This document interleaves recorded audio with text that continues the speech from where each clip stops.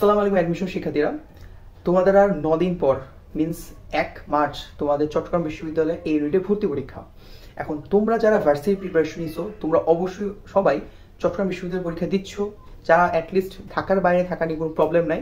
So তারা তো অনেকেই ম্যাক্সিমাম পরীক্ষা দিচ্ছ, এমনকি যারা মেডিকেল প্রিপারেশন নিয়েছিলাম কিন্তু মেডিকেলে বাই চান্স হয় নাই, তারাও তোমরা এবার চট্টগ্রাম বিশ্ববিদ্যালয় পরীক্ষা দিচ্ছ। সো এইটার স্ট্র্যাটেজি নিয়ে কিভাবে পড়বো এই কয়েকটা দিন সেটা নিয়ে অনেকেই জানতে চাচ্ছিল, ভাইয়া কিভাবে পড়বো, মার্ক ডিস্ট্রিবিউশনটা অ্যাকচুয়ালি কিরকম, বা বাংলা ইংলিশে পাস করা লাগবে ম্যান্ডেটরি কিনা, অথবা ক্যালকুলেটর কোনটা ইউজ করা যায় নেগেটিভ মার্কিং ব্যাপারে, সিরিয়াল কতটুকু যাইতে পারে, কোন টাইপের প্রশ্নগুলো বেশি আসে সেই নিয়ে অনেক প্রশ্ন তোমরা করছো আমাকে। সো আজকে এই ভিডিওতে তোমাদের চট্টগ্রাম বিশ্ববিদ্যালয়ে এই ইউনিট ভর্তি পরীক্ষা নিয়ে আমি ইন ডিটেলস সবকিছু ক্লিয়ার করে দিব। শুরুতে যদি তোমাদের পরীক্ষার মার্কস নিয়ে বলি, তাই পরীক্ষা 100 মার্কসে হবে, সময় হচ্ছে 1 ঘন্টা সময়, অর্থাৎ 60 মিনিটে তোমার 100টা প্রশ্ন বা এমসিকিউ দাঁড়াতে হবে। এর মধ্যে ফিজিক্স, কেমিস্ট্রি, ম্যাথ, বায়োলজি 4টার মধ্যে তুমি যে কোনো 3টা অ্যান্সার করবা এবং তোমার প্রতিটা 25 মার্ক করে এমসিকিউ থাকবে, অর্থাৎ 25 25 25 75টা এমসিকিউ তোমার দাঁড়াতে হবে ফিজিক্স, কেমিস্ট্রি, ম্যাথ অথবা বায়োলজি 4টার মধ্যে যে কোনো 3টা বলছে।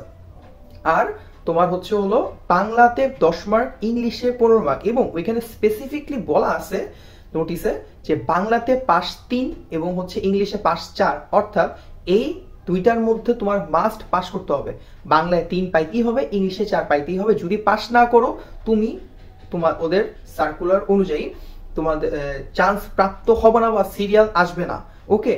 কিন্তু ফিজিক্স, কেমিস্ট্রি, ম্যাথ অথবা বায়োলজির জন্য স্পেসিফিক কোনো পাস মার্ক বলে নাই, আবার বলছে যে টোটাল পাস 40 মার্কের, ওকে। 100তে টোটাল পাস 40 মার্কে, এবং স্পেসিফিকলি বলছে বাংলাতে 3 পাইতে হবে, ইংলিশে 4 পাইতে হবে। এখানেই হলো আসল খেলাটা হয়।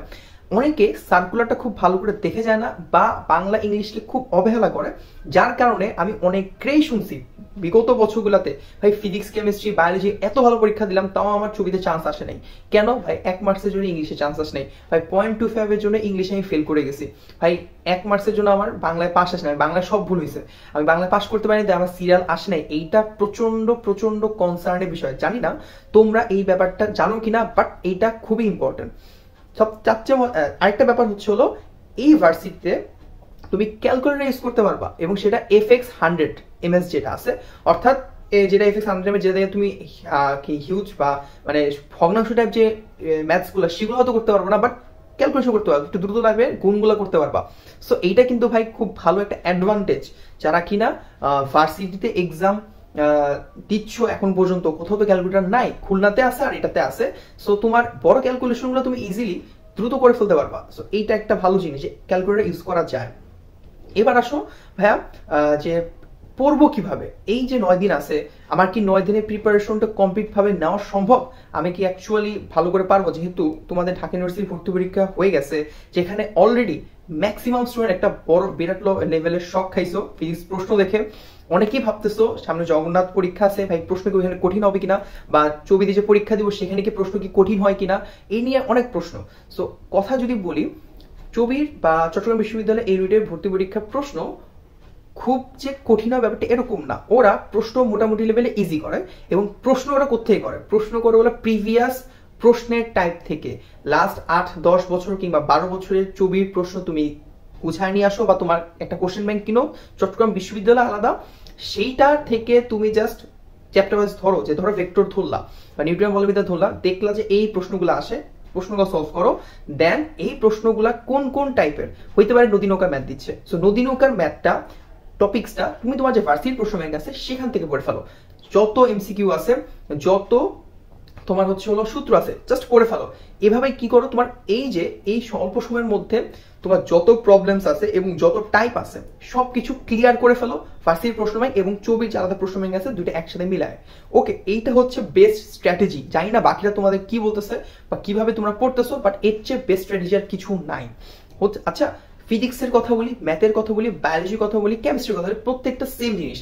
একদম প্রশ্ন ব্যাংক 24টা ধরো, প্লাস ভার্সিটির প্রশ্ন ব্যাংকটা ধরো, 24টার মধ্যে 24টা সলভ করে দেন যে টাইপগুলো বেশি বেশি আসতেছে, দেন ওই টাইপগুলো তুমি ভার্সিটির প্রশ্ন ব্যাংক থেকে ভাই বেশি বেশি করে সলভ করো। ওকে, এটা হচ্ছে প্রসেস। এখন তোমাদের যদি মনে হয় ভাই আপনি আমাদের একটু গুছায় দেন ফিজিক্স, কেমিস্ট্রি, ম্যাথ বা বায়োলজি, এই 4টা সাবজেক্ট একটু গুছায় দেন যে ভাই কোন কোন এমসিকিউ টাইপগুলো আমরা বেশি ফোকাস করা উচিত, আমরা তো সবাই পড়বো, ওই টাইপগুলা আমি তোমার যদি বলো আমাকে, দেন আমি তোমাদের হয়তো সিলেক্টিভ করে দিতে পারবো যে আচ্ছা ছবিতে এই প্রশ্নগুলা প্রিভিয়াস 8-10 বছরে বেশিবার আসছে, তোমরা এই টাইপগুলা বই থেকে চ্যাপ্টার ওয়াইজ এগুলো পড়ো। ওকে, এবং বাংলা ইংলিশের প্রিপারেশন নিয়ে যদি বলি ভাই, বাংলা এবং ইংলিশ দরকার হলে প্রতিদিন বাংলা এবং ইংলিশ পড়ো, তোমাকে এটাতে পাস করতে হবে।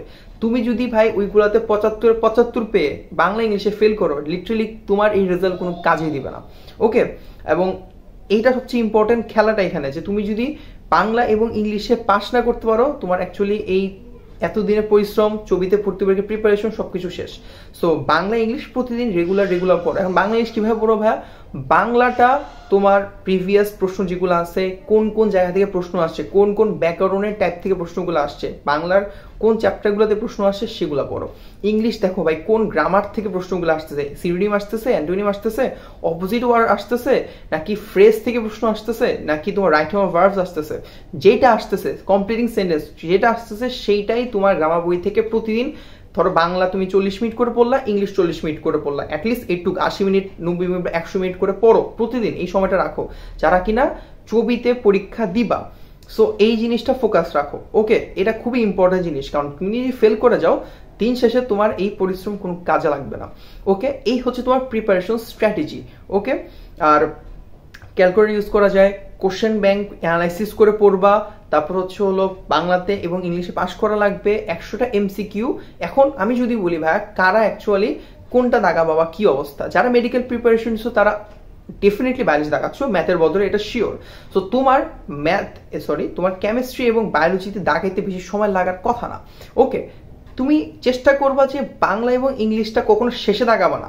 ওকে, তুমি শুরুতে দাগাইতে পারো, অথবা বাংলা ইংলিশটা কেমিস্ট্রি এবং বায়োলজি দাগানোর পর বাংলা ইংলিশ দাগাই ফেলতে পারো, তারপর তুমি ফিজিক্স দাগাও, কোনো সমস্যা নেই। এই হচ্ছে প্রসেস রাখতে পারো। কখনো বাংলা ইংলিশ শেষের জন্য রাখবা না, কারণ হচ্ছে কি জানো, তুমি বাংলা ইংলিশে এক্সাক্ট পাস করতে হবে। তুমি যদি এগুলো কোনো একটা তাড়াহুড়া সময় শেষে থাকবে না, তখন তাড়াহুড়া করতে যদি বাংলা ইংলিশ দাগাইতে না পারো তাহলে কিন্তু আমার সমস্যা হবে। আবার প্রথমে দাগাইতে এজন্য না বলবো, কারণ প্রথমে যদি দাগাইতে যাও তোমাদের অনেক কনসার্ন থাকবে যে বাংলা ইংলিশ তোমার পাস করতে হবে, তো আস্তে আস্তে সাবধানে পড়ি। 25টা প্রশ্ন পড়তে গিয়ে তোমার যদি দাগাইতে গিয়ে যদি 20 মিনিট শেষ করে ফেলো, তাহলে 40 মিনিটে 75টা দাগানো অনেক প্রেশার হয়ে যাবে।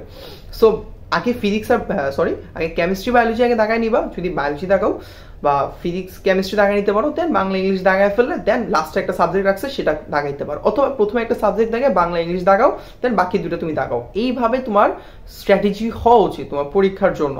আর 9 দিন সময় আছে, তোমাদের যদি সত্যি মনে ভাই আপনি আমাদের একটু টপিকসগুলো একটু বলে দেন, টাইপসগুলো বলে দেন ভাই, এমসিকিউ এই টাইপসগুলোতে বেশি ফোকাস করতে হবে, দেন আমি এটা বলে দিচ্ছি, কোনো সমস্যা নেই। ওকে, ধন্যবাদ। আর এই সময়টার মধ্যে এখন আর কোনো ভাই টেনশনে কিছু নাই, তোমার ওই কি বলে একটা সিট ভালো অ্যাচিভ করতে হবে। সো জাস্ট পড়তে থাকো, নিজের উপর কনফিডেন্স রাখো, ইনশাআল্লাহ তুমি পারবা। কারণ হচ্ছে ভাই তোমরা যদি না পারো পারবে না কারা? তোমাদেরকে এত ভালোভাবে বলতেছি, স্ট্র্যাটেজিগুলো বলতেছি, তুমি যদি সেগুলো ফলো করো অবশ্যই সম্ভব। আসলে আমাদের সময় আসলে আমরা যখন পরীক্ষা দিয়েছিলাম তখন আসলে আমাদের গাইডলাইন্স দেওয়ার মতো কেউ ছিল না যে ভাই এভাবে পড়তে হবে বা এরকম কিছু করতে হবে। তোমরা সেই গাইডলাইন্সটা পাইতেছো, এখন তো আসলে সবাই গাইডলাইন্স দেয় কিভাবে পড়তে হয় না পড়তে হয়। সো আমি মনে করি তোমরা যারা এটা ফলো করতেছো বা ফলো করো, অবশ্যই তোমরা সেই টার্গেটটা রেখেই পড়ো। আর আমি চাই তোমরা সেটা চান্স পাও আসলে, কারণ আমি তোমাদের জন্য যেটা করতেছি বা যতটুকু পারছি হেল্প করতেছি, সেইটা যদি তোমাদের কাজে লাগে আমার থেকে খুশি। তুমি চান্স পাবা, তোমার সবচেয়ে বেশি খুশি হবে, তোমার বাবা মার সবচেয়ে বেশি খুশি হবে, এরপর হয়তো আমি খুশি হবো সবচেয়ে বেশি, যে ভাই ইয়েস অ্যাটলিস্ট আমার ছেলেটা বা মেয়েটা আমার কাছ থেকে একটা কথা শুনে সেটা হয়তো কাজে লাগাইতে পারছে, সে চান্স পাইছে।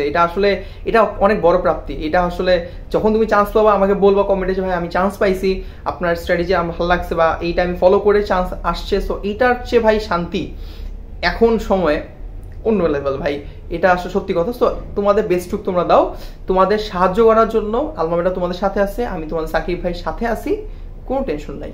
ওকে, জাস্ট তোমার পড়াশোনা করো। ধন্যবাদ।